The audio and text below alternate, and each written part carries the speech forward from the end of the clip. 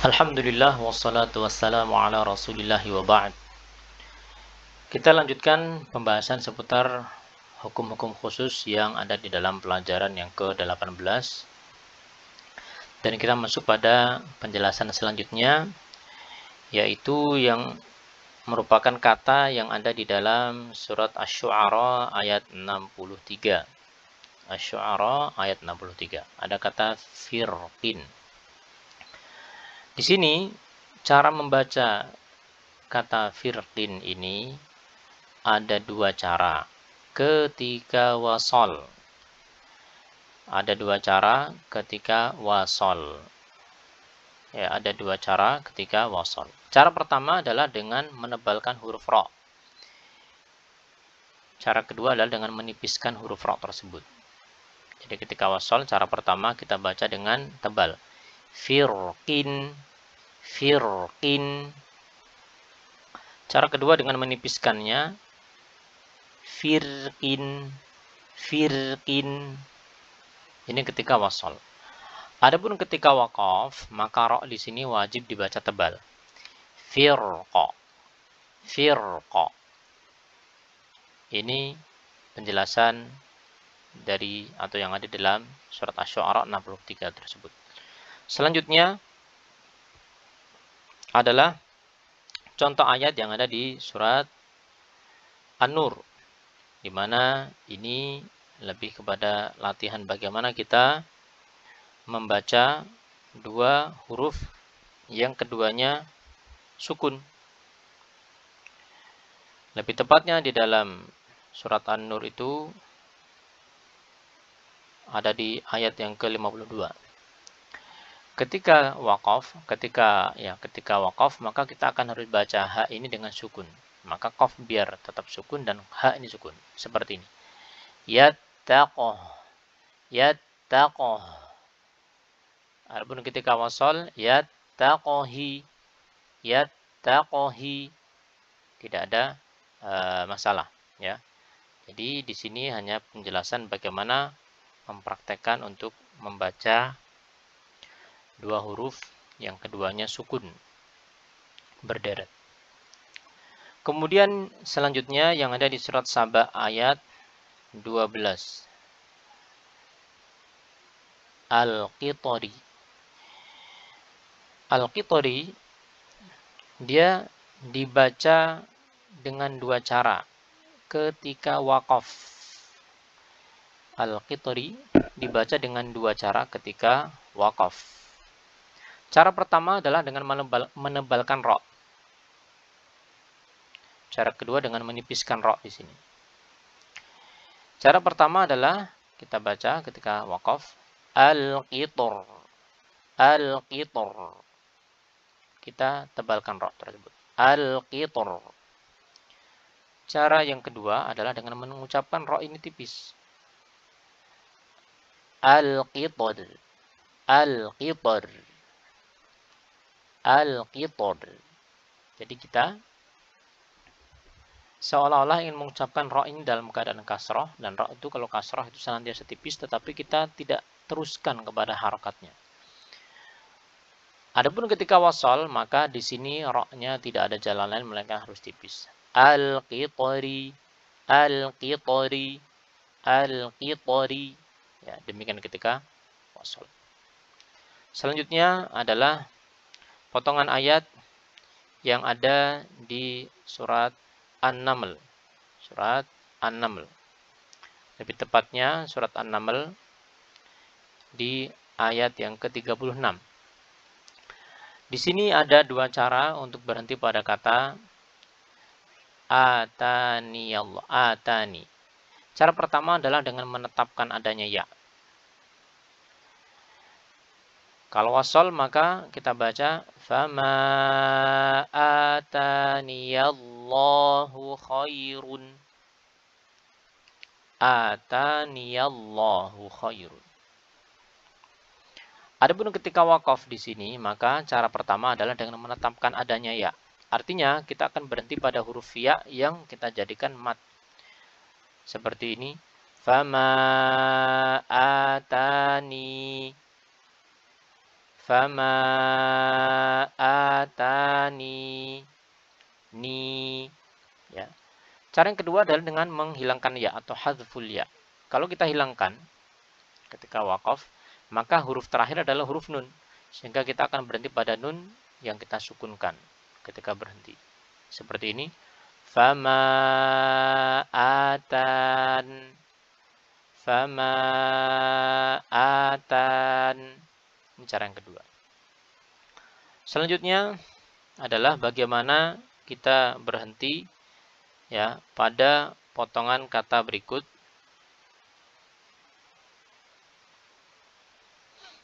Yang ada di surat Al-Baqarah ayat 73.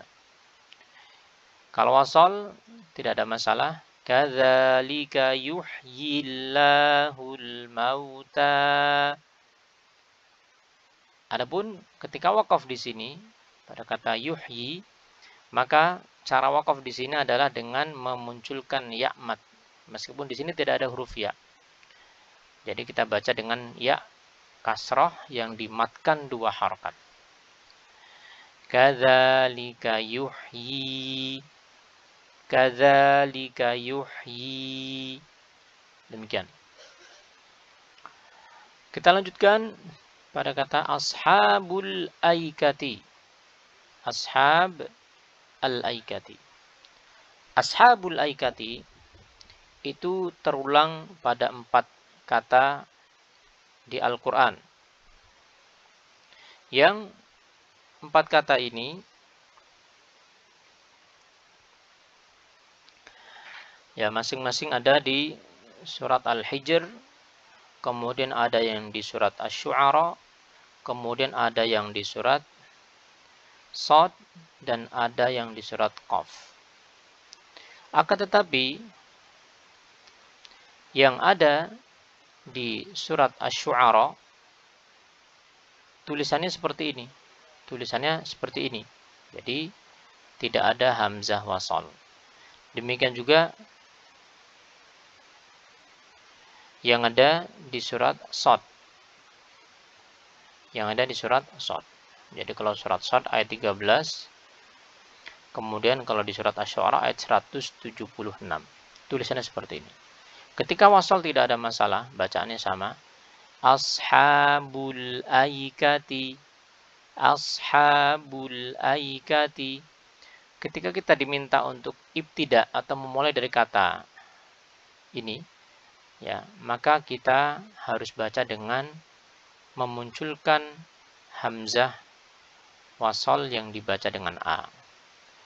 Al-aikati, al-aikati. Meskipun tidak ada hamzah wasal di sini, maka akan tetapi tetap dibaca dengan al-aikati ketika mulai dari sini dalam rangka untuk ikhtibar atau ujian. Nah, barakallahu fikum. Kita lanjutkan. Nah, yang selanjutnya adalah pembahasan seputar naber atau pentingnya naber yang telah berlalu pada pembahasan melepaskan keadaan antara 2 sukun. Ya, di mana di sini kita membaca dengan naber atau tekanan pada huruf qaf untuk menginformasikan kepada pendengar bahwa yang melakukan ini ada 2. Asalnya demikian. Sehingga kita baca dengan wastabaqal baba. Wastabaqal baba. Ya. Untuk penjelasannya nanti bisa dilihat kembali pada pelajaran seputar melepaskan 2 sukun. Ya. Selanjutnya juga sama, kita memberikan tekanan pada huruf qaf di sini. Falamma dzaqash syajarata. Falamma dzaqash syajarata. Selanjutnya yang ada di surat An-Naml juga sama. Wa qala alhamdulillahi. Wa qala alhamdulillahi. Jadi pembahasan ini sudah kita berikan di pembahasan ketika kita membahas pelajaran yang ke-17. Nanti silakan untuk di murojaah kembali. Barakallahu fikum. Kita lanjutkan sekarang. Yang ada di surat Al-Insan ayat 4. Al-Insan ayat 4 di sini kita bisa baca dengan dua cara ketika waqaf. Pada kata inna a'tadna lil kafirina salasila. Cara yang pertama adalah dengan kita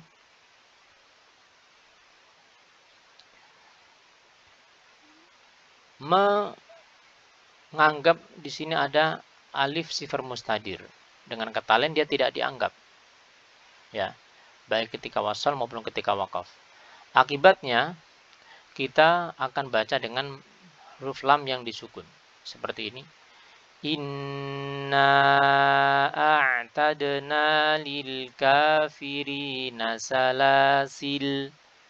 Salasil. Ketika waqaf saja ini. Ya, adapun ketika wasal maka salasila. Ya, tidak ada masalah. Ketika waqaf maka ada dua cara. Salasil. Cara yang kedua adalah kita memunculkan alif ini. Sehingga kita baca dengan dua harakat. Ini hanya khusus berlaku untuk Al-Insan ayat 4. Itu pun ketika waqaf. Inna a'tadna lil kafirina salasila. Salasila. Dua harakat. Ya. Barakallahu fikum. Selanjutnya adalah bagaimana cara membaca awal surat Ali Imran. Surat Ali Imran. Ayat pertama dengan ayat yang kedua. Ayat pertama dan ayat kedua ini kita bisa baca dengan dua cara. Ketika waqaf atau dengan cara waqaf seperti biasa atau dengan cara wasal. Cara wasal terbagi lagi menjadi dua cara, ya. Jadi total semuanya ada tiga cara. Ada tiga cara. Kita akan jelaskan satu persatu. Cara pertama adalah ketika kita waqaf seperti biasa. Alif lam mim. Allahu la ilaha illa huwal hayyul qayyum. Adapun cara yang kedua ketika wasal, maka ada dua cara lagi.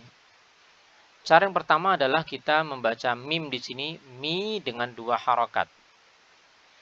Kemudian nanti kita sambung dengan mallah. Jadi seperti ini. Alif lam mim Allahu la ilaha illa huwal hayyul qayyum. Selanjutnya dari cara yang wasal adalah dengan membaca mi di sini 6 harokat. Kemudian kita sambung pada mallah. Alif lam Allahu la ilaha illa huwal hayyul qayyum. Demikian. Selanjutnya kita akan bahas yang ada di surat Al-Haqqah ayat yang ke-28 dan ke-29. Surat Al-Haqqah 28 dan 29. Di sini juga ada dua cara. Pertama dengan cara waqaf, kita berhenti di sini. Kemudian lanjut. Kemudian yang kedua adalah cara wasal. Cara wasal maka terbagi lagi menjadi dua cara. Cara yang pertama adalah dengan kita mensaktahkan, ketika wasal tentunya, kita saktahkan. Kemudian nanti cara yang kedua dari cara wasal adalah kita idghamkan hak ke dalam hak. Baik, kita praktekkan satu persatu. Kita akan waqaf. Ma aghna anni maliyah halaka anni sultaniyah. Itu waqaf. Sekarang cara wasal kita akan saktahkan. Ma aghna anni maliyah halaka anni sultaniyah.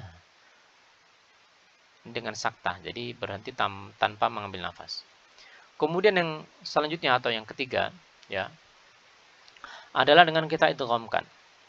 Ma aghna anni maliyah halaka anni sultaniyah. Maliyah halaka. Demikian. Maliyah halaka. Naam, barakallahu fikum.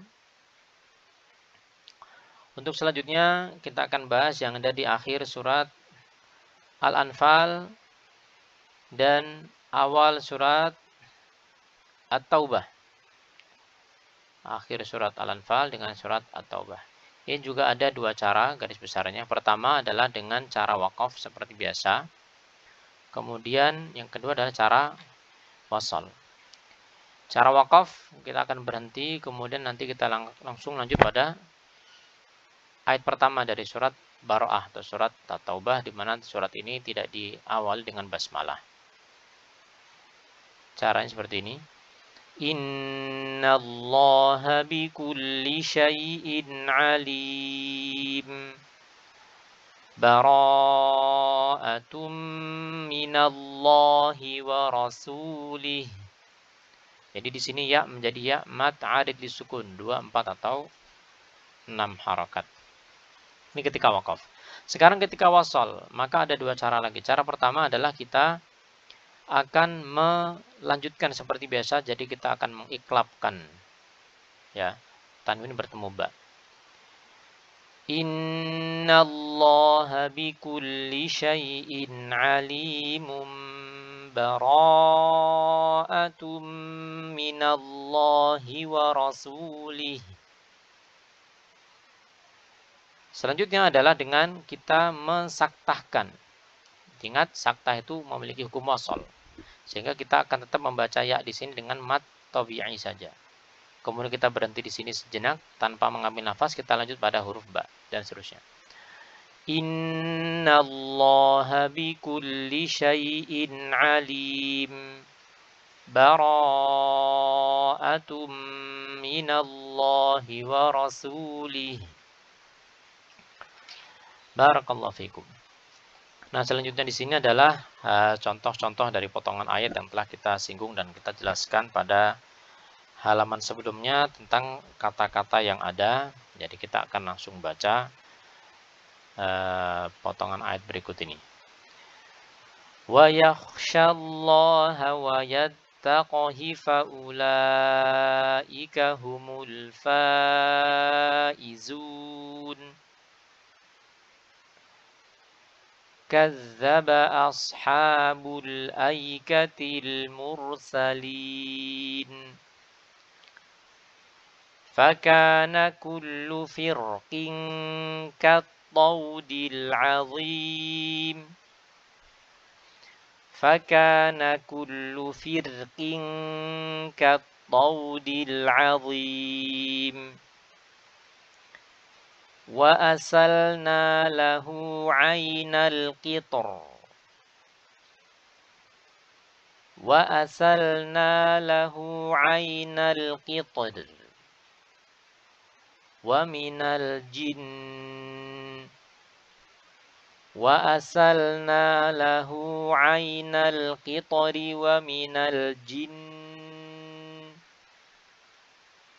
Yang terakhir adalah pembahasan pada kata dha'fin.